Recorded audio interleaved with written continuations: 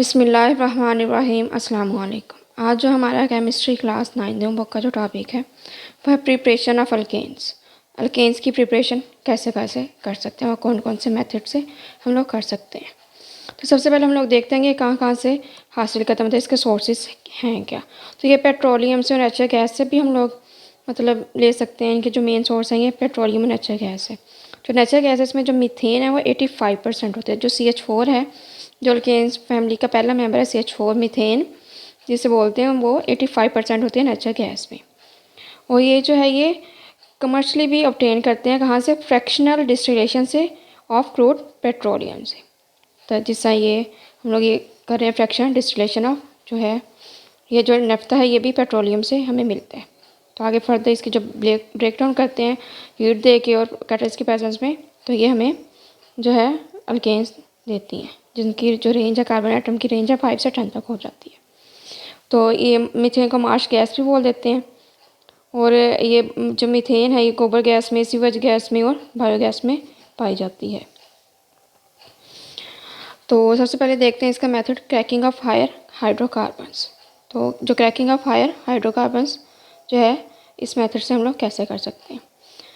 तो क्रैकिंग का मतलब होता है break down of higher hydrocarbon जिनके जो है मॉलिक्यूलर मैसेज ज़्यादा होते हैं। तो जो जिनके मॉलिक्यूलर मैस ज़्यादा होते हैं उनको ब्रेक डाउन करना जिनके मॉलिक्यूलर मैसेज स्मॉल होते हैं, मतलब स्मॉलर हाइड्रोकार्बन्स। तो जिनकी जो डिमांड ज़्यादा है, जो हायर हाइड्रोकार्बन की डिमांड कम है। तो ये जो है 500 डिग्री सेल्सियस देते हैं टेम्परेचर। और जो जियोलाइट है ये एज अ कैटलिस्ट यूज़ करके फिर हमें अल्केन्स जिनकी जो कार्बन एटम्स की रेंज है 5 से 10 तक, तो ये हमें मिल जाती है। और जो ये नेफ्था है क्या, मिक्सचर ऑफ लिक्विड हाइड्रोकार्बन्स है, मिक्सचर ऑफ लिक्विड हाइड्रोकार्बन्स है। जो नेफ्था कहाँ से लेते हैं हम लोग, पेट्रोलियम की फ्रैक्शनल डिस्टिलेशन से। तो cracking of higher hydrocarbons, cracking is the name of a process in which hydrocarbons with higher molecular masses which are lesser in demand. तो क्रैकिंग कौन सा प्रोसेस है, जो कि हाइड्रोकार्बन जो कि हायर मॉलिक्यूलर मैस है जिनकी डिमांड लेस है, अब ब्रोकन अप इनटू ए स्मॉलर हाइड्रोकार्बन, जिनको स्मॉलर हाइड्रोकार्बन में ब्रोकअप किया जाता है, which are more in demand, जो जिनकी डिमांड ज़्यादा है। This is done by heating the hydrocarbons at high temperature in the presence of catalyst. ये तब भी हो सकता है जब हाइड्रोकार्बन्स को हाई टेम्परेचर पे हीट करें इन द प्रेजेंस ऑफ कैटलिस्ट। तो कैटलिस्ट कौन सा यूज़ करते हैं, जियोलाइट। तो इसका नेम डिपेंड कर रहा था कि कौन सी मेटल इसमें यूज़ करें, सोडियम जियोलाइट, कैल्शियम जियोलाइट या मैग्नीशियम एंड सो ऑन। और ये जो वाटर सॉफ्टनिंग के लिए भी यूज़ करते हैं जियोलाइट।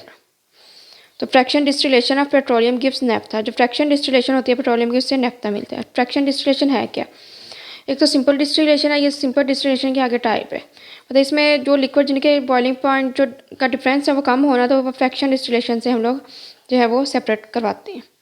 तो ये पेट्रोलियम की जब फ्रैक्शनल डिस्टिलेशन होगी, पेट्रोलियम की जब फ्रैक्शनल डिस्टिलेशन होगी तो हमें नेफ्था मिलेगा, जो कि होता क्या है, consist of mixture of liquid hydrocarbon, जो कि मिक्सचर ऑफ लिक्विड हाइड्रोकार्बन है।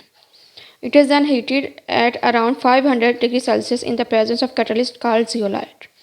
तो ये जो है 500 डिग्री सेल्सियस पे हीट करते हैं कैटलिस्ट की प्रेजेंस में, जो कि जियोलाइट है, टू गिव हाइड्रोकार्बन विच है 5 to 10 कार्बन एटम, जो कि 5 से 10 कार्बन एटम रखता है। तो naphtha in the presence of heat and zeolite give us alkanes and alkanes containing 5 to 10 carbon atoms. इसमें यही बता रहा है जो पेट्रोल जो फ्रैक्शंस है उनकी डिमांड जो है वो दिन ब दिन बढ़ रही है। तो फिर हम यही मेथड यूज़ करते हैं, हायर जो कार्बन होती हैं हाइड्रोकार्बन्स जो होती हैं उन्हें स्मॉलर हाइड्रोकार्बन्स में चेंज करते हैं, ताकि जो इनकी जो डिमांड है उनको फुलफिल किया जा सके। तो cracking of hydrocarbons helps balance the availability of petroleum fractions with the demand for them.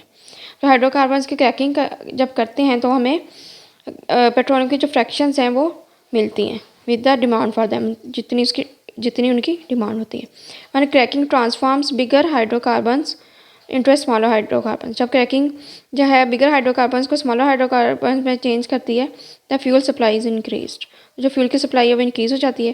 That helps to balance demand with supply, जो कि डिमांड को बैलेंस करती है, मतलब जो डिमांड है उसको फुलफिल करती है। और जो सेकंड मेथड है वो है रिडक्शन ऑफ अल्केन्स अल्काइंस, मतलब रिडक्शन क्या होता है, addition of hydrogen, addition of electron या रिमूवल ऑफ ऑक्सीजन, तो इसे क्या बोलते हैं, रिडक्शन। तो अब यहाँ पे है रिडक्शन किस लिहाज से करा रही है, एडिशन ऑफ हाइड्रोजन के लिहाज से, reduction of alkanes and alkynes. तो यहाँ पे जो है निकल एज अ कैटलिस्ट यूज़ करते हैं। टेम्परेचर 200 डिग्री सेल्सियस होता है। तो जो अल्कीन होती है या अल्काइन होती है, ये अल्कीन फैमिली है जिसमें डबल बॉन्ड होता है, अल्काइन जो जिसमें ट्रिपल बॉन्ड होता है।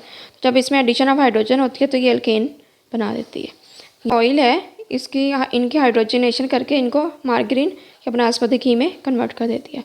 अभी अनसेचुरेटेड फॉर्म है, ये दोनों अनसेचुरेटेड हाइड्रोकार्बन है जिसमें डबल और ट्रिपल बॉन्ड होता है, और ये सेचुरेटेड हाइड्रोकार्बन है।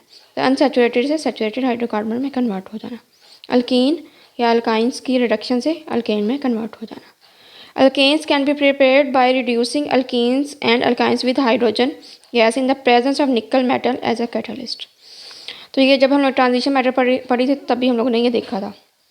जो अल्केन है ये कैसे प्रिपेयर करते हैं, रिड्यूसिंग अल्कीन्स या अल्काइंस, अल्कीन्स में जिसमें डबल बॉन्ड होता है, अल्काइंस जिसमें ट्रिपल बॉन्ड होता है। तो ये अनसेचुरेटेड हाइड्रोकार्बन है with hydrogen gas in the presence of nickel metal as a catalyst. तो निकल मेटल जो है इसके प्रेजेंस में जो कि एज अ कैटलिस्ट हम लोग ले रहे होते हैं। Methane can not be prepared by this method. जो मीथेन है वो जैसे इस मेथड से प्रिपेयर नहीं करते, बाकी सारे जो हैं अल्केन्स वो इस मेथड से प्रिपेयर करते हैं। The reaction is also called hydrogenation of alkenes and alkynes and in example of an addition reaction. तो रिएक्शन को हाइड्रोजनेशन ऑफ अल्कीन्स और अल्काइंस बोलते हैं। हाइड्रोजनेशन का मतलब ही क्या है, एडिशन ऑफ हाइड्रोजन, या रिडक्शन का मतलब क्या है, एडिशन ऑफ हाइड्रोजन। तो इसे and is an example of addition reaction, ये एडिशन रिएक्शन की एग्जाम्पल है, मतलब इसमें ऐड हो रही है। अब देखें हाइड्रोजन जो है इसमें ऐड हो रही है, जब हाइड्रोजन ऐड हो रही है तो ये एडिशन रिएक्शन की एग्जाम्पल है।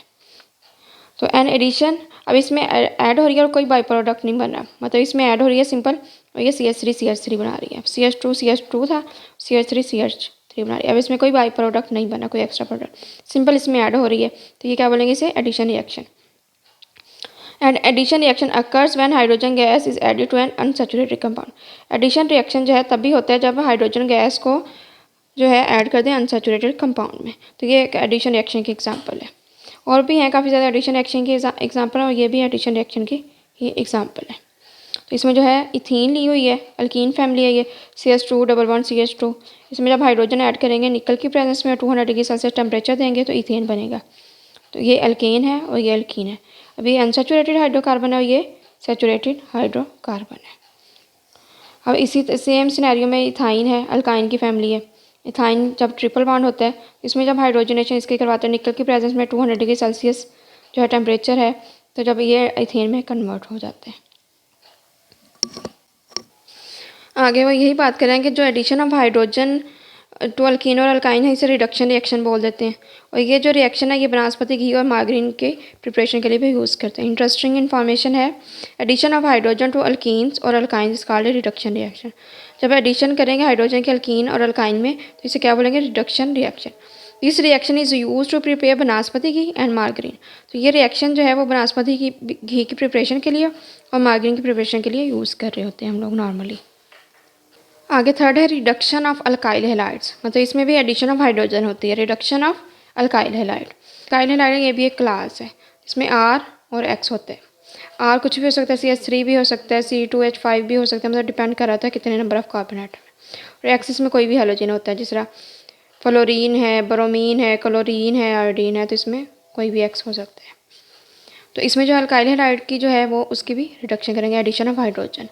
किसकी प्रेजेंस में, जिंक और हाइड्रोक्लोरिक एसिड की प्रेजेंस में, जिंक और डाइल्यूट हाइड्रोक्लोरिक एसिड लेंगे तो उसकी प्रेजेंस में ये हमें मीथेन दे देगा, क्लोरोमीथेन, तो उसकी प्रेजेंस में हमें ये अल्केन दे देगा, अल्काइल हैलाइड जो है वो हमें अल्केन दे देगा। जिंक और डाइल्यूट हाइड्रोक्लोरिक एसिड की प्रेजेंस में हमें जो अल्काइल हैलाइड है वो हमें अल्केन दे देगा। तो इसमें जो है alkyl halide can be reduce to alkanes with hydrogen generated by reaction of zinc metal with hydrochloric acid.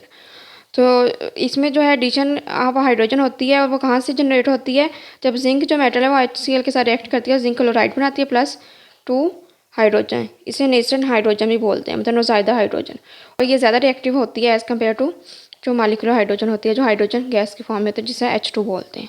तो वो कम रिएक्टिव होती है, वो ज़रा हाई टेम्परेचर पर जाके रिएक्ट करती है। तो ये जो है ये नॉर्मल टेम्परेचर पर भी रिएक्ट कर जाती है, तो इसे नेचुरल हाइड्रोजन बोलते हैं, नौज़ायदा हाइड्रोजन। तो zinc plus HCl give us zinc chloride +2H, तो नेचुरल हाइड्रोजन। अब जो अल्काइल हैलाइड है, जब इसके पास नेचुरल हाइड्रोजन आएगी तो ये एक हाइड्रोजन R के साथ अटैच हो जाएगी और एक हाइड्रोजन X के साथ, तो ये क्या बना देगी, अल्केन और HX और दोबारा वो जो है एसिड जनरेट करवा देगी। तो X इसमें कुछ भी है जो भी यूज़ करेंगे, Cl है।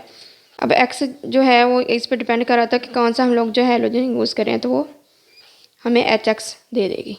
अगर यहाँ पे हम लोग F यूज़ कर रहे हैं तो यहाँ पे हाइड्रोजन फ्लोराइड, अगर Cl कर रहे हैं तो हाइड्रोजन क्लोराइड दोबारा जनरेट करवा देगी। और अगर हम लोग यहाँ पे ब्रोमीन कर रहे हैं तो हाइड्रोजन ब्रोमाइड HBr। तो ये कोई भी हेलोजन हम लोग यहाँ पे लगा सकते हैं। यहाँ पे जो हेलोजन यूज़ करेंगे वही यहाँ पे हेलोजन आएगा। जब अल्काइल हैलाइड की रिडक्शन करवाएंगे नेचुरल हाइड्रोजन से तो एक हाइड्रोजन R के साथ चला जाएगा और एक हाइड्रोजन X के साथ, तो अल्केन बनेगा और साथ क्या बनेगा जो है X पे डिपेंड कर रहा है वो एसिड बन जाएगा। तो X में भी फ्लोरीन, क्लोरीन, ब्रोमीन, आयोडीन, तो यहाँ पे जो X यहाँ पे यूज़ करेंगे वही यहाँ पे X आ जाएगा। तो जो मेजर रिएक्शन है वो क्या है, क्लोरोमीथेन है। ये अल्काइल हैलाइड है, इसे मिथाइल क्लोराइड भी बोलते हैं। मिथाइल क्लोराइड भी बोल देते हैं और क्लोरोमीथेन भी इसका नाम है। CH3Cl है, ये प्राइमरी अल्काइल हैलाइड है। तो plus zinc in the presence of dilute HCl, तो हमें क्या देता है ये जो है zinc in the presence of dilute HCl, तो क्या जनरेट करता है नेचुरल हाइड्रोजन। जब नेचुरल हाइड्रोजन जनरेट कर दी तो ये क्या दे देगा मीथेन जो है CH3H। अब इसके साथ CH3 के साथ एक H लग गया तो CH3H CH4, मतलब इसे करेक्टली बोल देंगे ना CH4, और प्लस जो है इसके साथ एक H लग गया Cl के साथ तो HCl, वो दोबारा जनरेट हो गया। तो ये है मीथेन CH4। तो ये जो है ये मीथेन के प्रिपरेशन के लिए यूज़ कर लेते हैं, ये reaction reduction of alkyl halide. मतलब हम लोग जो है अगर कहेंगे मीथेन की प्रिपरेशन करवाएं तो हम लोगों ने ये वाला रिएक्शन लिखना है। रिएक्शन जब मीथेन की अगर उन लोगों ने पूछ लिया कि मीथेन की प्रिपरेशन करवाए तो हम लोगों ने फिर ये वाला रिएक्शन लिखना है, रिडक्शन ऑफ अल्काइल हैलाइड्स। क्योंकि जो रिडक्शन ऑफ अल्कीन और अल्काइन में जो पिछला रिएक्शन पड़ा है तो उसमें मीथेन हम लोग प्रिपेयर नहीं करवा सकते, तो इसमें मीथेन की प्रिपरेशन हो जाती है। तो मीथेन है वो पहले भी बता दिया कि नेचुरल गैस में 85% पाया जाता है। और जो अल्केन्स के फर्स्ट 4 मेंबर्स होते हैं ना वो गैसेस होती हैं, और जो C5 से फिर C10 तक जो होते हैं वो सारे लिक्विड होते हैं। जो हायर मेंबर्स होते हैं वो सारे सॉलिड फॉर्म में चले जाते हैं। मतलब जो फर्स्ट 4 मेंबर है जैसा CH4 है, मीथेन है, इथेन है, प्रोपेन है, ब्यूटेन है, ये गैसेस हैं। पेंटेन से चले जाएं तो आगे कार्बन 10 तक, डिकेन तक, तो ये लिक्विड हैं। आगे चले जाएं फर्दर C11 से तो वो सारे सॉलिड्स हैं। और ये नॉन पोलर होते हैं, इनसॉल्युबल होते हैं वाटर में और सॉल्युबल होते हैं ऑर्गेनिक सॉल्वेंट में। जाहिर सी बात है नॉन पोलर है तो नॉन पोलर में डिसॉल्व होंगे, वाटर में डिसॉल्व नहीं होंगे। तो वाटर में एज जैसे ऑयली लेयर नहीं होती, ये वैसे आ जाते हैं वाटर की सरफेस पे। और जो एल्केन्स की डेंसिटी है वो ग्रेजुअली इंक्रीज़ कर रही होती है जैसे जैसे मॉलिक्यूलर साइज इंक्रीज़ कर रहा होता है। और इनके मेल्टिंग और बॉइलिंग पॉइंट जो होते हैं वो रेगुलरली इंक्रीज़ कर रहे होते हैं जैसे जैसे मॉलिक्यूलर साइज़ इनका इंक्रीज़ हो रहा होता है। क्यों हो रहा होता है? क्योंकि जब जैसे जैसे इनका मॉलिक्यूलर साइज़ इंक्रीज़ हो रहा है इनके दरमियान जो फोर्सेस ऑफ अट्रैक्शन है वो भी इंक्रीज़ हो रही हैं। तो जो अल्केन्स हैं ये मोर विस्कस होते जाएंगे जैसे जैसे मॉलिक्यूलर साइज़ इनका इंक्रीज़ होता जाएगा। मतलब इनकी जो विस्कोसिटी है वो ज़्यादा होती जाएगी। मतलब इनके अंदर जो गाढ़ापन है वो इंक्रीज़ करता जाएगा जैसे जैसे मॉलिक्यूलर साइज़ इंक्रीज़ करता जाएगा। जैसे जैसे मॉलिक्यूलर साइज़ इंक्रीज़ करता जाएगा वैसे वैसे ये विस्कस होते जाएंगे, वैसे वैसे इनके मेल्टिंग बॉइलिंग पॉइंट भी इंक्रीज़ होते जाएंगे, वैसे वैसे इनकी डेंसिटी भी इंक्रीज़ होती जाएगी। अब ये जो है लेस फ्लेमेबल है, तो अगर आप हाई मॉलिक्यूलर मैसेज की तरफ जाते जाएँ तो वो कम फ्लेमेबल होते जाएंगे। जैसा मीथेन है वो फ्लेमेबल है जिस तरह वो नेचुरल गैस में पाई जाती है, लेकिन आगे जो फर्दर जाते जाएँ हाई मॉलिक्यूलर मैस की तरफ तो वो लेस फ्लेमेबल हो जाएंगे, उनको बर्न करना मुश्किल हो जाएगा। तो यहाँ तक था हमारा लेक्चर। अगर किसी का कोई क्वेश्चन है तो कमेंट सेक्शन में पूछ सकते हैं। अल्लाह ताला आपका हामी और नासिर हो। अल्लाह ताला आपको दुनिया जहाँ की तरक्की दे। अगर आपको वीडियो अच्छी लगे तो अपने क्लास फेलोज़ के साथ शेयर करें ताकि वो भी इस लेक्चर से मुस्तफ़ीद हो सकें। मिलते हैं एक नए लेक्चर के साथ, एक नई वीडियो के साथ, एक नए टॉपिक के साथ। तब तक के लिए अल्लाह हाफिज़।